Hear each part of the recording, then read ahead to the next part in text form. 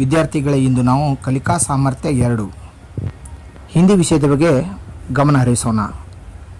9ನೇ वर्गದಲ್ಲಿ ಬರತಕ್ಕಂಥ सीखने के प्रतिफल हिंदी वर्णमाला के अक्षरों के स्वरूप तथा उनके उच्चारण को समझेंगे. गतिविधि पहला है स्वराक्षरों का परिचय. स्वराक्षरों का जो है बच्चों को परिचय देना है. जैसे अभ्यास 2.1 रಲ್ಲಿದೆ.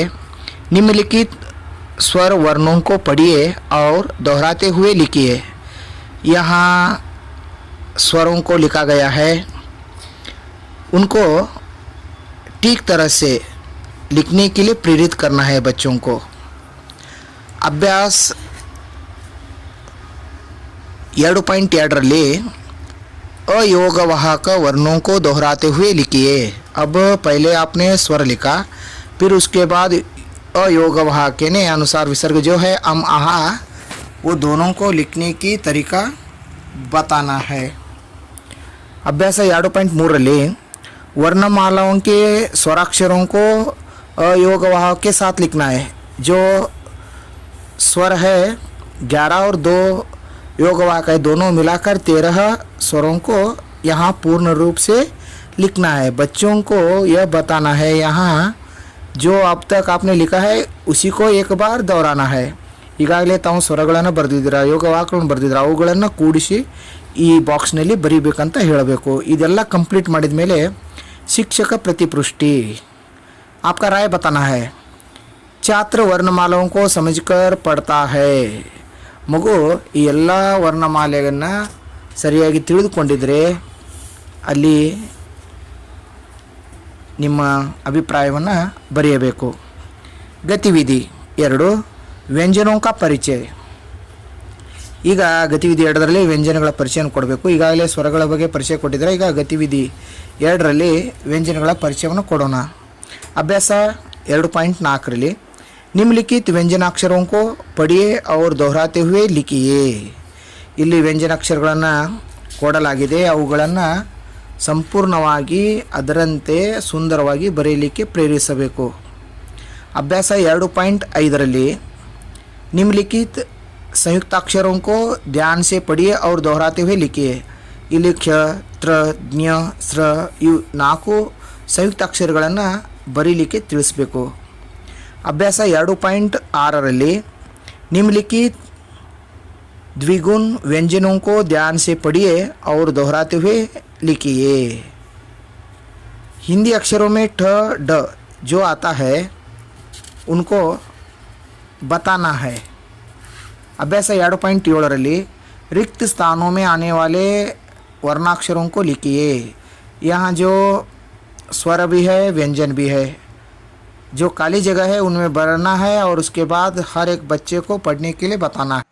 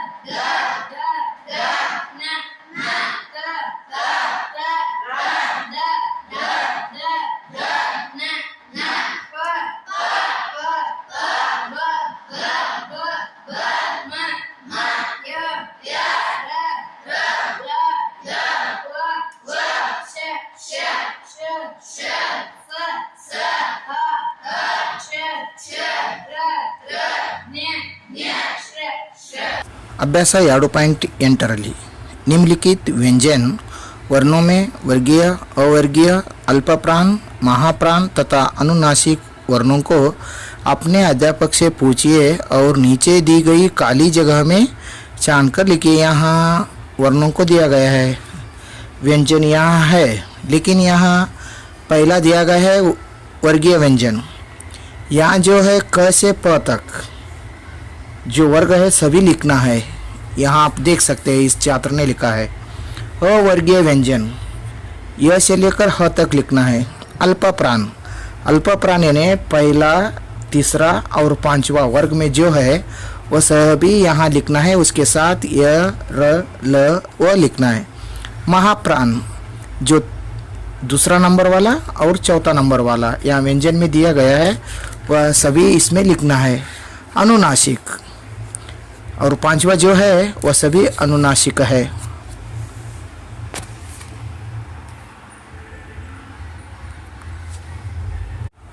यहाँ जो काली जगह है यहाँ अनुनासिक व्यंजन लिखना है। तदनंतर अभ्यास 2.9 नमूने के अनुसार वर्णों को जोड़कर शब्द बनाइए। यहाँ एक उदाहरण दिया गया है, ब में अ मिलाए तो ब हो जाता है, स में अ मिलाए तो स हो जाता है, दोनों मिलाने के बाद बस हो जाती है। इसी एक जो शब्द बनाया गया है वैसे ही यहाँ है।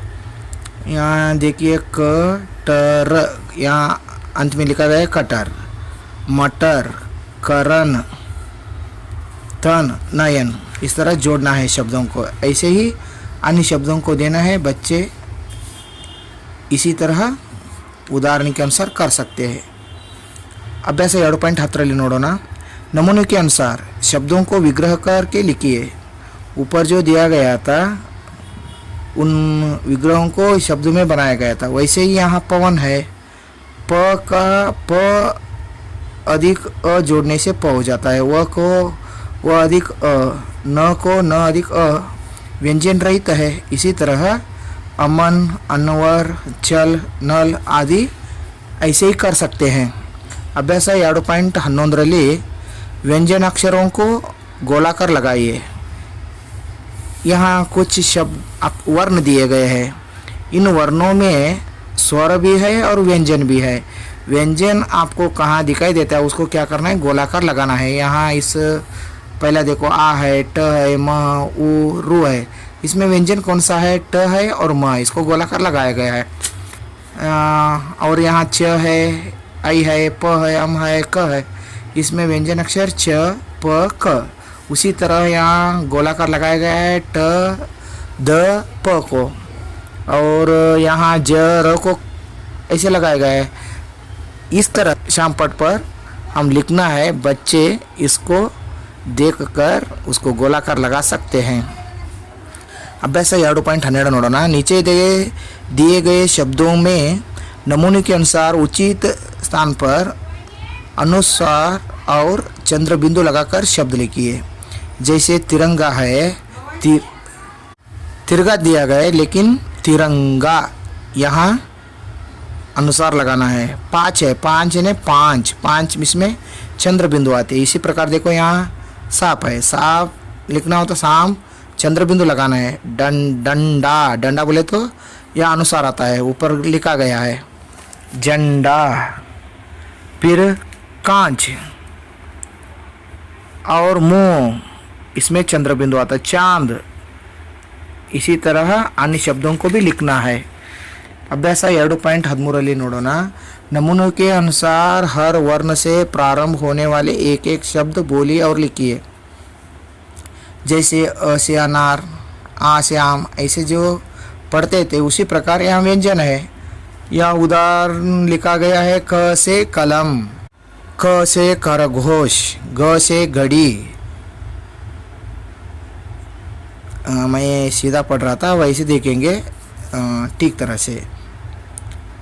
क से कलम, ख से खरगोश, ग से गटरी, ग से घड़ी, च से चम्मच, छ से छाता, ज से जहाज, ज झंडा, ट टोकरी, ट टटेरा, ड डमरू, ड ढक्कन, न घंटा, थ तलवार, थ थाली, द दिया, ध धन, न नल, प पतंग, प पल, ब बकरी, भ भवन, म मटर, य यज्ञ, र रथ, ल लड़का, व वटवृक्ष, श शलगम, श षटकोण, स सड़क, ह हल। यह न दिया गया था, यहाँ घंटा है, यह बीच में शब्द आता है। यहाँ शिक्षक प्रतिपुष्टि लिखना है। छात्र पढ़कर शब्द रचना कर सकता है। जो छात्रों को पढ़ने लिखने आता है इसी तरह यहाँ राय बताना है। गतिविधि 3, ಇದರಲ್ಲಿ ಕೊಡಲಾಗಿದೆ मात्राओं का परिचय।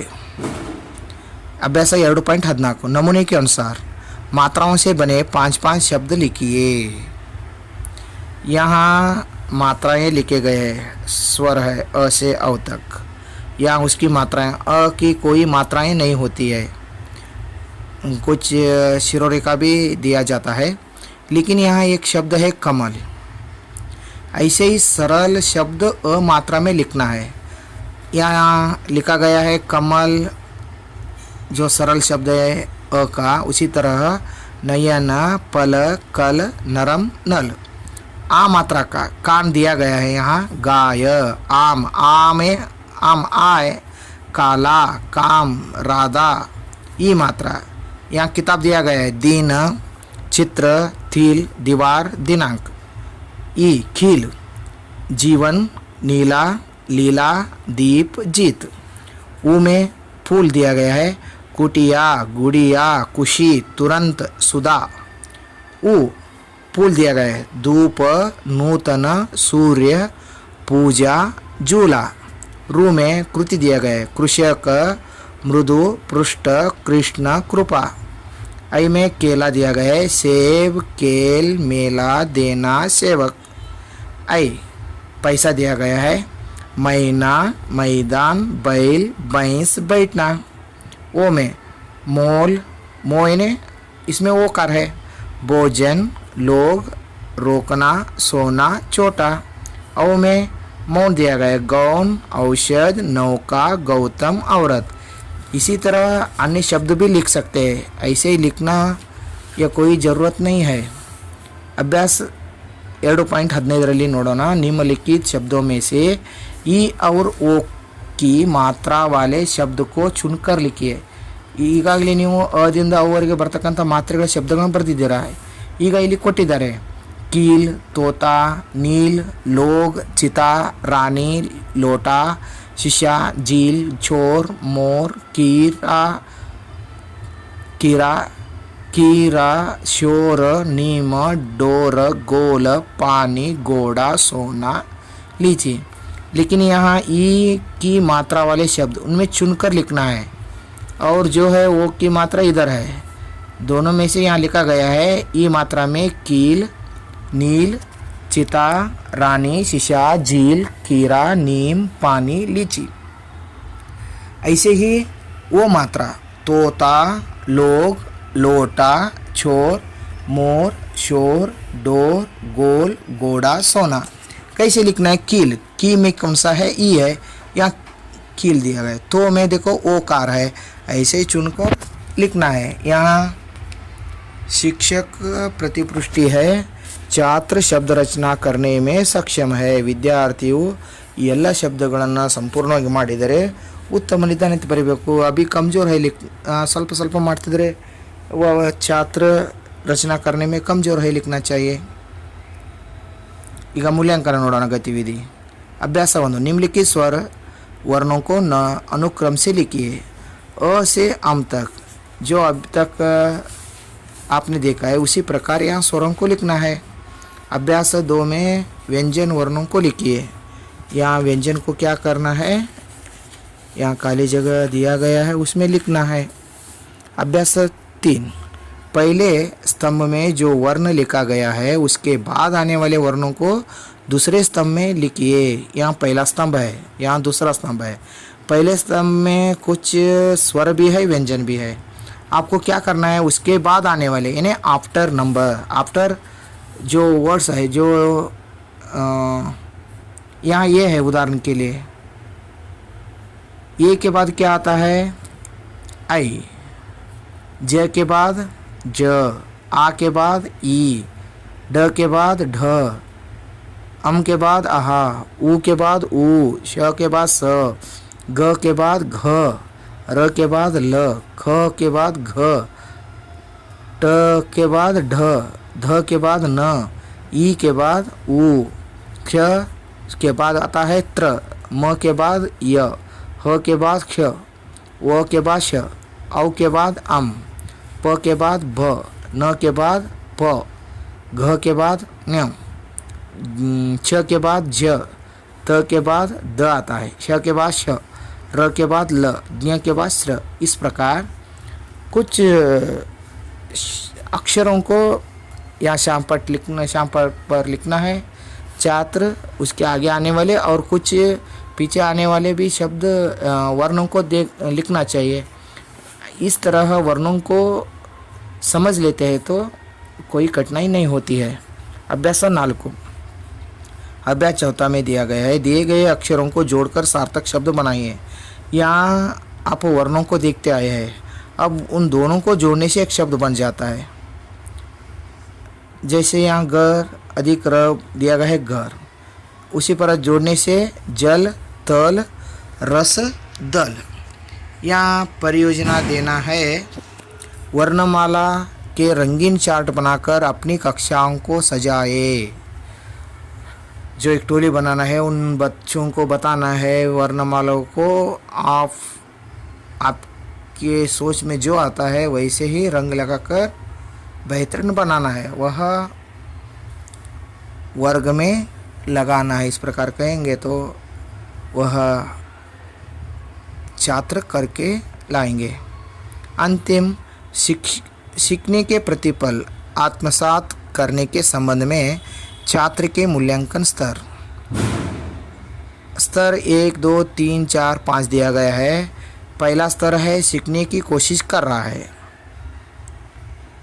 कोई छात्र यहाँ 1 दिन आता है, 2 दिन स्कूल को नहीं आने पर भी वह लिख रहा है, तो यह प्रयत्न तो करता है, कोशिश करता है, इसलिए यही स्तर देना है। कुछ दूसरा स्तर देना हो तो सीख रहा है, जो थोड़ा थोड़ा पढ़ने के लिए आता है तो यह दूसरा स्तर देना है।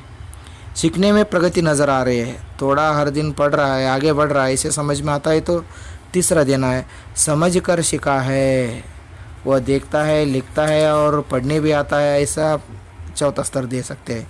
सीखने के प्रतिफल को समझकर नियमित रूप से अपनी भाषा में प्रयोग कर रहा है, वो पूर्ण रूप से इसमें तैयार रहता है, तो इसको 5वां स्तर देना है। फिर आप नीचे हस्ताक्षर करना है, यहाँ उसके बाद अभिभावक के हस्ताक्षर, इतना करेंगे तो यह पूरा हो जाएगा। यह अच्छा लगे तो वीडियो शेयर और सब्सक्राइब करना न भूलिए। आपका प्यारा अनिल सिंह हजीरी।